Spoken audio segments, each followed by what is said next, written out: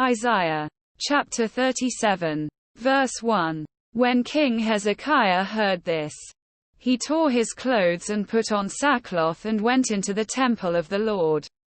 Verse 2. He sent Eliakim the palace administrator, Shebna the secretary, and the leading priests, all wearing sackcloth, to the prophet Isaiah son of Amoz. Verse 3. They told him, "This is what Hezekiah says. This day is a day of distress and rebuke and disgrace, as when children come to the moment of birth and there is no strength to deliver them." Verse 4. It may be that the Lord your God will hear the words of the field commander, whom his master, the king of Assyria, has sent to ridicule the living God, and that he will rebuke him for the words the Lord your God has heard. Therefore pray for the remnant that still survives. Verse 5. When King Hezekiah's officials came to Isaiah. Verse 6. Isaiah said to them, "Tell your master, this is what the Lord says. Do not be afraid of what you have heard. Those words with which the underlings of the king of Assyria have blasphemed me." Verse 7. Listen. When he hears a certain report, I will make him want to return to his own country, and there I will have him cut down with the sword. Quote. Verse 8. When the field commander heard that the king of Assyria had left Lachish, he withdrew and found the king fighting against Libnah.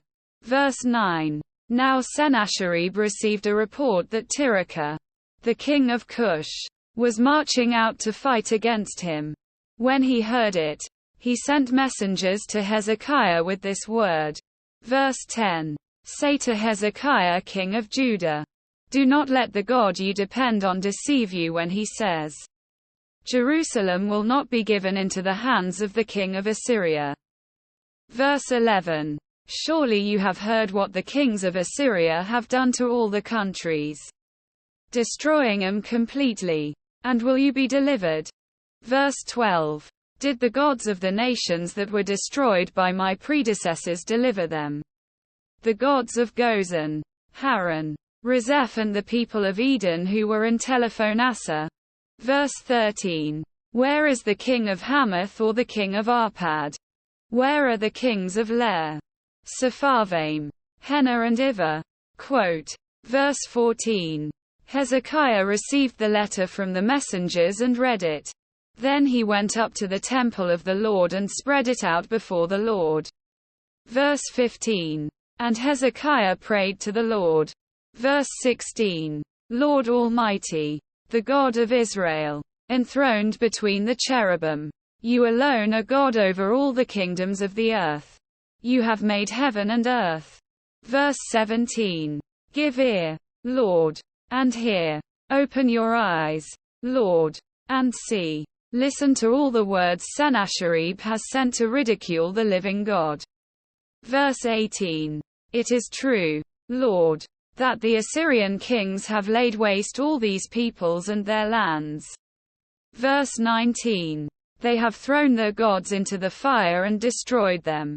For they were not gods but only wood and stone, fashioned by human hands.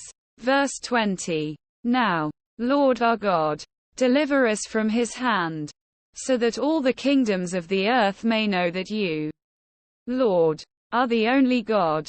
Quote. Verse 21. Then Isaiah son of Amoz sent a message to Hezekiah. This is what the Lord, the God of Israel, says. Because you have prayed to me concerning Sennacherib king of Assyria. Verse 22. This is the word the Lord has spoken against him. Virgin daughter Zion despises and mocks you. Daughter Jerusalem tosses her head as you flee. Verse 23. Who is it you have ridiculed and blasphemed? Against whom have you raised your voice and lifted your eyes in pride? Against the Holy One of Israel. Verse 24. By your messengers you have ridiculed the Lord. And you have said, with my many chariots I have ascended the heights of the mountains, the utmost heights of Lebanon. I have cut down its tallest cedars, the choicest of its junipers.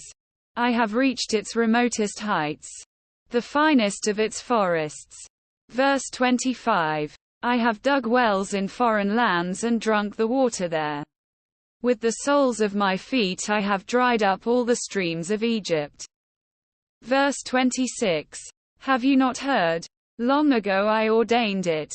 In days of old I planned it. Now I have brought it to pass, that you have turned fortified cities into piles of stone. Verse 27. Their people, drained of power, are dismayed and put to shame. They are like plants in the field, like tender green shoots, like grass sprouting on the roof, scorched before it grows up.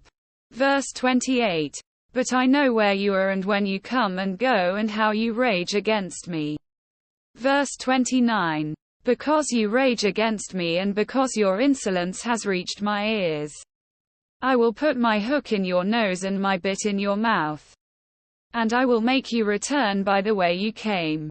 Verse 30. This will be the sign for you, Hezekiah. This year you will eat what grows by itself, and the second year what springs from that. But in the third year sow and reap, plant vineyards and eat their fruit. Verse 31. Once more a remnant of the kingdom of Judah will take root below and bear fruit above. Verse 32. For out of Jerusalem will come a remnant, and out of Mount Zion a band of survivors.